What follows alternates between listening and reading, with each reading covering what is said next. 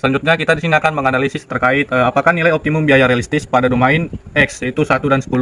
Yang pertama kita dapatkan turunan pertama yaitu B aksen sama dengan 4,8X ditambah 86. Kemudian itu kita masukkan nilai domain, jadi didapatkan B aksen 1 sama dengan 4,8 dikali 1 ditambah 86 sama dengan 90,8. Yang kedua itu kita ganti angkanya dengan 10 yaitu B aksen dalam kurung 10 sama dengan 4,8 dikali 10 ditambah 86 sama dengan 134. Nah, di sini kita lihat di mana hasil kedua dari domain tadi itu hasilnya positif.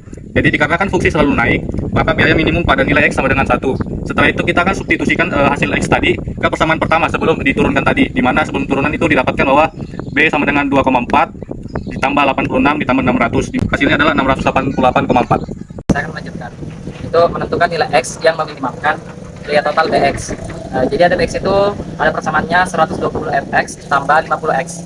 120 Fx-nya itu 0,02 X kuadrat ditambah 0,3X ditambah 51 tambah 50X sama dengan 2,4 X kuadrat tambah 86X tambah 600. Ini lanjut lagi ditentukan turunannya. B aksen X menjadi 4,8X dari sini, terus itu tambah 86X. Dimisalkan B aksen X itu sama dengan 0.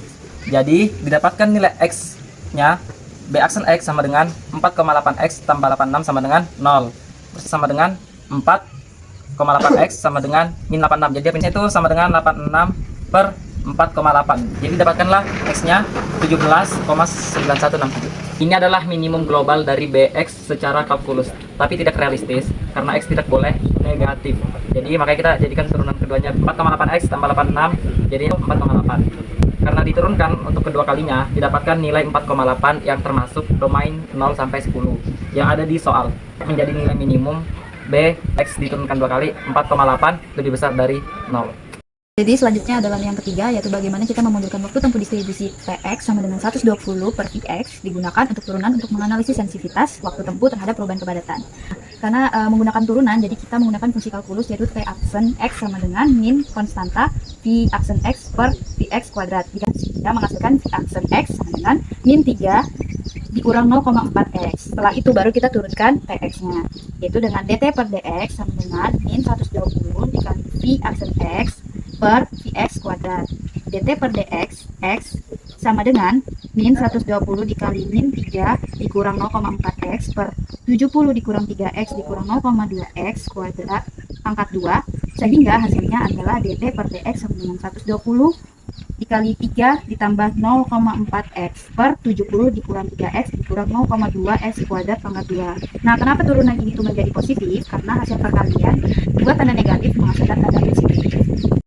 Jadi di soal nomor 4 itu, misalkan tingkat kepadatan lalu lintas di sepanjang rute bersifat bervariasi terhadap jarak atau S dimodelkan oleh XS sama dengan 1 ditambah 0,05S, di mana 0 kurang dari sama dengan S dan S kurang dari sama dengan 120. Nah, di sini yang pertama institusi nilai XS ini ke dalam fungsi Fx, yaitu Fx sama dengan 0,02X kuadrat ditambah 0,3X ditambah 5. Didapatkan hasilnya yaitu Fxs sama dengan 5,32 ditambah 0,017 ditambah 0,00005S kuadratnya, yaitu diminta untuk mencari seberapa banyak bensin yang diperlukan untuk perjalanan sejauh 120 km. Setelah tadi dicari dan disubstitusikan didapatkan fungsi Fxs yaitu 5,32 ditambah 0,017S dan ditambah 0,00005S kuadrat.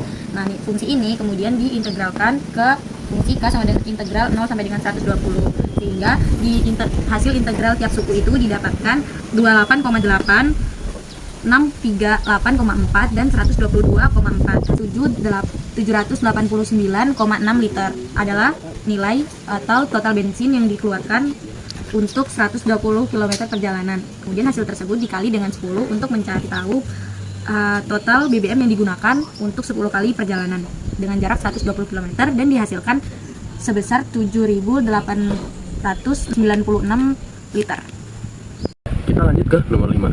Jadi kita awali dengan biaya BBM atau BX. Jadi biaya total minimum matematis ini terjadi pada X kurang lebih sama dengan 4,8. Ini realistis dalam domain konversi yang realistis.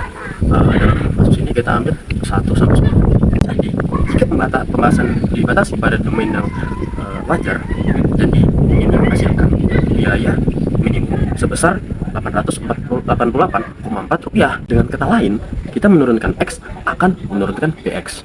tempuh atau TX. Nah, jadi turunan fungsi waktu ini menunjukkan tanda positif, yang artinya perjalanan ini meningkat saat lalu lintas bertambah. Nah, maka dari itu, kondisi jalan yang lebih padat secara langsung menyebabkan peningkatan durasi tempuh.